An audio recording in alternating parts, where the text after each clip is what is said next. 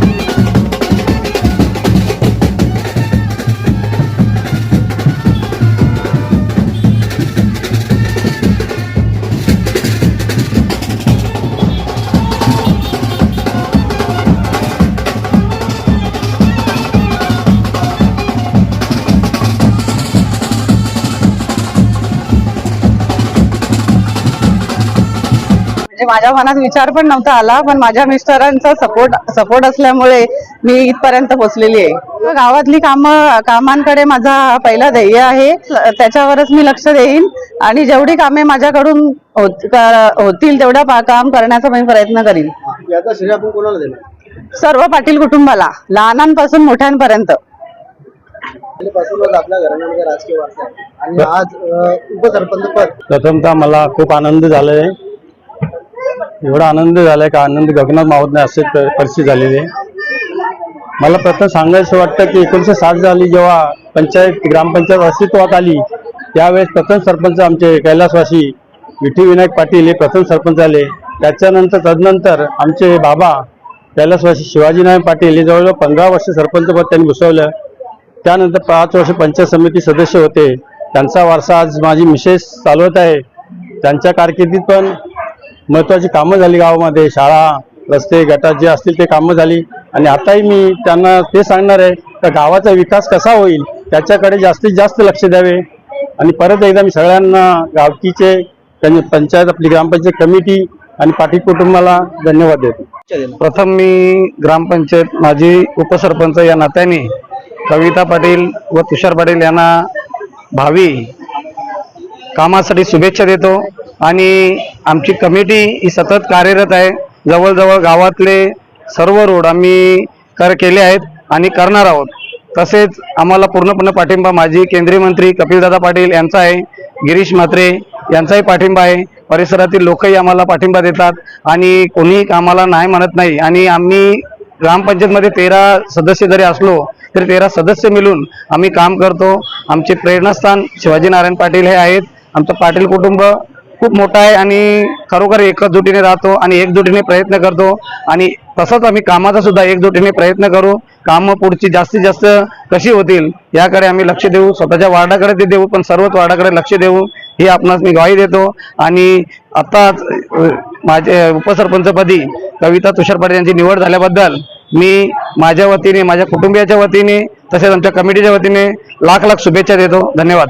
स्वर्गीय त्यांचे सासरे शिवाजी काका पाटील यांची आज आठवण आणि त्यांची स्मृती आज डोळ्यासमोर येते. कारण त्यांचे विचार आणि त्यांची प्रेरणा, त्यांचा आशीर्वाद घेऊन आज संपूर्ण पाटील परिवार नव्हे तर गोवे गाव त्यांच्या विचारांची आणि खऱ्या अर्थाने त्यांची जी प्रेरणा होती ती प्रेरणा आज सर्वांसमोर त्यांनी जी ठेवलेली आहे ती पुढे नेण्याचं काम सौ कविता पाटील यांनी करावं असं मला आणि सर्व गोवेवासियांना वाटते. कारण शिवाजी काका असे एक व्यक्तिमत्व होते का पाटील परिवारात संपूर्ण या पंचक्रोशीमध्ये त्यांचं नाव आवाजून घेत होते आणि खऱ्या अर्थाने एक निष्कलंक आणि प्रामाणिक आणि चांगल्या विचार आणि आपल्या या समाजाला पुढे नेण्याचं काम त्यांनी केलेलं होतं. आज मला असं वाटतं का खऱ्या अर्थाने आज त्यांचं स्वप्न आज त्यांची सूनबाई ते उपसरपंच होणार, त्यांचं राहिलेलं कार्य त्या पुढे नेतील असा मला विश्वास वाटतो. त्याचबरोबर मला नवनिर्वाचित उपसरपंच यांना सांगायचं आहे का जी गोळेगावची विकासाची गंगा आहे ती पुढे नेण्याचं काम आपण करा. आपल्याला जो कालावधी उपसरपंच मिळेल त्या कालावधीचा पुरेपूर फायदा घेऊन गावचा विकास कसा होईल याचा मनात ध्यास घेऊन गावच्या सरपंच आणि सर्व आपल्या सन्माननीय सदस्यांच्या सहकार्याने जी कामं आपल्या कारकिर्दीत करता येतील ती कामं प्राधान्याने करा.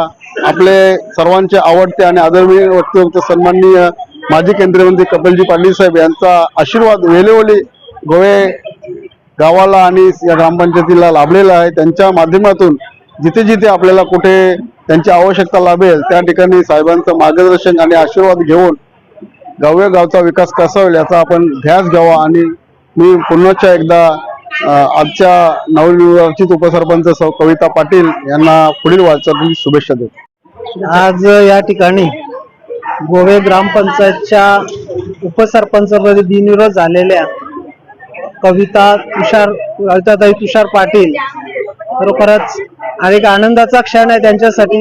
कारण कुठलीही गोष्ट ज्या आपण कार्यक्षेत्रात काम करतो त्या कार्यक्षेत्रामध्ये एक समाजाची बांधिलकी म्हणून आमचे तुषार भाऊजी यांचे वडील माजी पंचायत समिती सदस्य होते.